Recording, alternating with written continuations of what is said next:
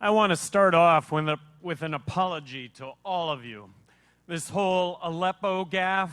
No, I really, all of us work so hard. We care so much about these issues, and I want you to know that I really care about these issues. I care about the fact that American men and servicewomen are losing their lives, that they're getting injured, that they're getting that they're coming back with afflictions that we need to deal with perhaps for the rest of their lives. I care about the fact that there are innocent tens of thousands of people that are innocently being killed throughout the world because of our military policy. And it's not intentional on our part, but there is an opportunity to bring peace to the world, and that all of us care about this so much. And here it is. I blow it on this whole, what is Aleppo? And I am sorry for that. And no, listen.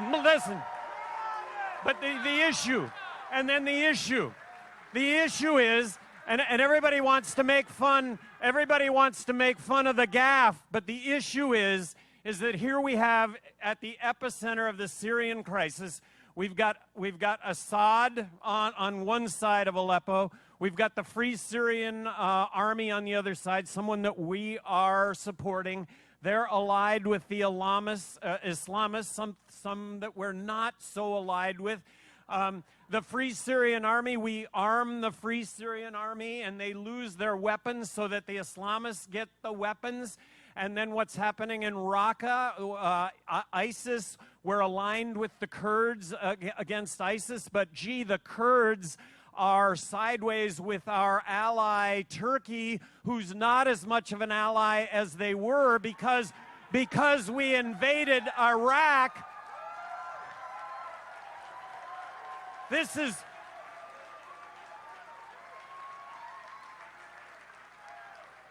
is what we're so concerned about. This is what we're doing throughout the world. The unintended consequence of us supporting regime change that has made the world less safe, not more safe.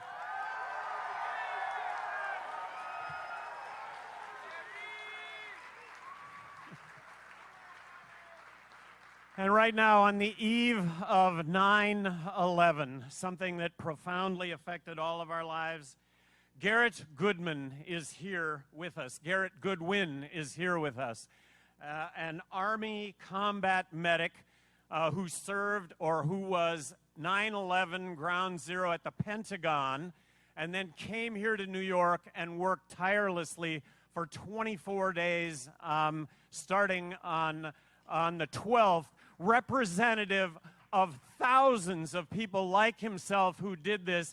We all came together for New York. You were here. You saw it. Garrett, please, just wave your hand. Thank you for being here. Yes. Thank you.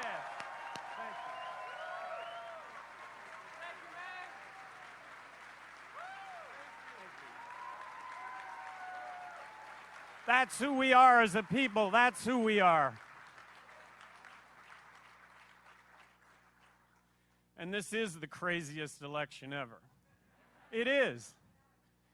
And it's as crazy because even in spite of Aleppo, I think I'm going to be the next president of the United States.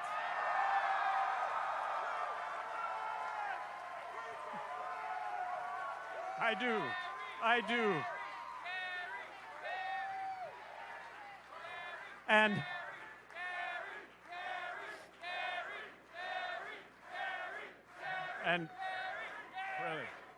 And beyond my wildest dreams, beyond my wildest expectations, Bill Weld is my running mate, and he is somebody who passionately cares about this country and the direction that this country is going, and made an incredible difference as governor of Massachusetts, being a role model for me throughout this whole process. Brainy Bill, and he's called me Honest Gary. These are the names we're going to try and adopt for ourselves. And adversity, all right? Adversity. We all make mistakes, right? We all make mistakes. Mistakes is a part of everyday life.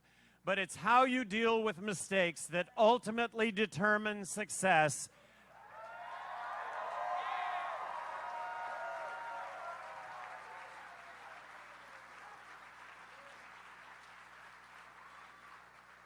So tell the truth.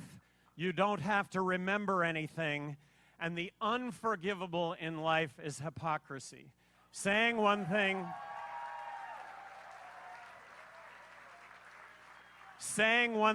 and doing another. Bill Weld and I are not hypocrites.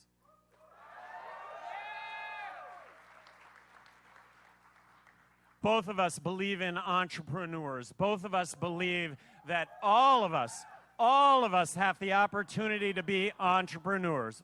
All of us have the opportunity to create our own jobs.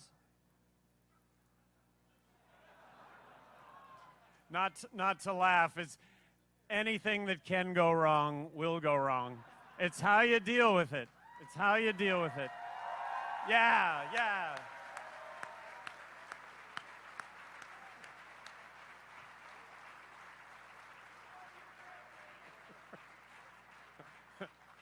Sometimes I think there is a conspiracy. I get all wound up on television, and then all of a sudden the satellite feed miraculously goes away.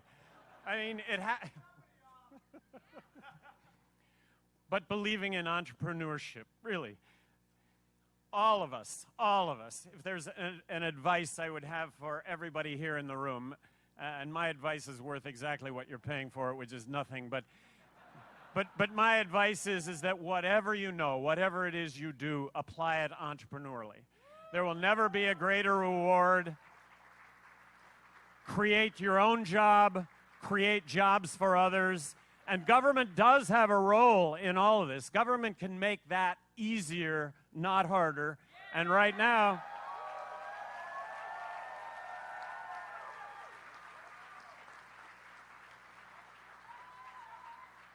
the government does work to make that just about as difficult as it possibly can be.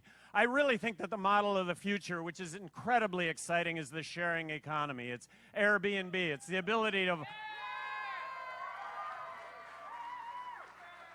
It's Airbnb. It's Uber. I think it's Uber everything. It's Uber electrician. It's Uber plumber. It's Uber doctor. It's eliminating the middleman, allowing for you as the provider of goods and services to directly give them to the end user. End user pays less, you make more. I just think we're just seeing the tip of the iceberg with regard to where this is going to go.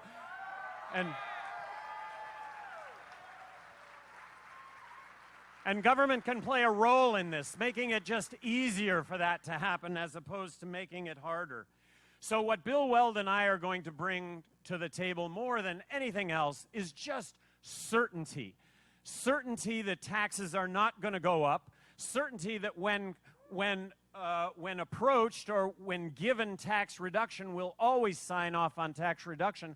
Certainty that when it comes to rules and regulations and your and my ability to live our lives more simply, in compliance, of course, with being good human beings, that we'll be able to do that. So there are...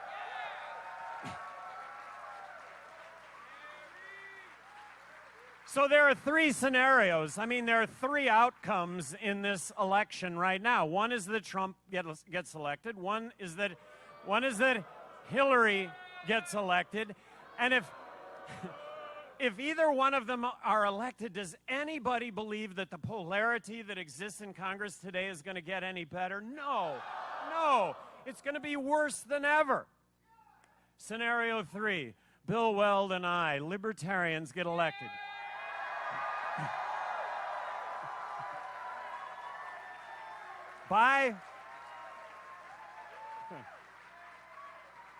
Bipartisan administration. Democrats, Republicans, Libertarians, everybody will be libertarian leaning, but calling out to both sides to come to the middle and deal with the issues that we're facing in this country. I think that third scenario is the only scenario that even has the remotest possibility of succeeding. But actually, I think it goes beyond remote. I think it does have a chance of succeeding in a really big way and changing the course of this country moving forward. Libertarians, common sense, keep government out of my pocketbook, keep government out of my bedroom.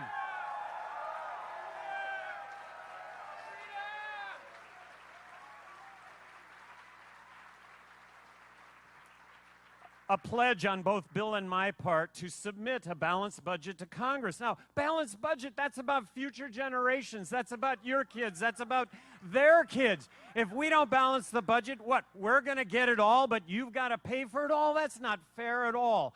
So reforming the entitlements, Medicaid, Medicare, these are going to be tough issues. But neither Trump nor Clinton are saying that we should even deal with them. And Hillary is saying that we should expand them. Look, the outcome of that is going to be that it's not going to be available for anyone. And then Social Security. Look, we can save Social Security, but there are some reforms that have to happen within Social Security, and to do nothing is not acceptable. It is not acceptable to do nothing.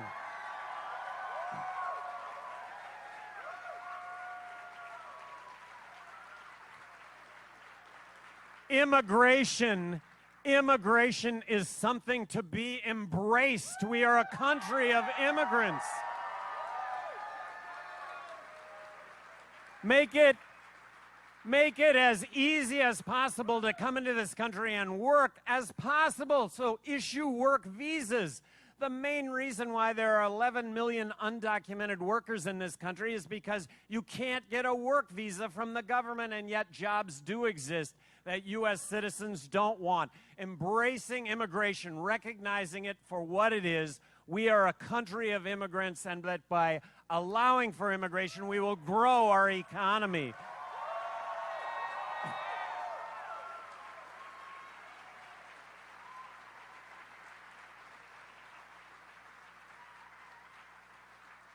Building a fence across the border is just nuts. It's nuts. And you know, Donald Trump was watching the Olympics intently to see how high the Mexican pole vaulters could go.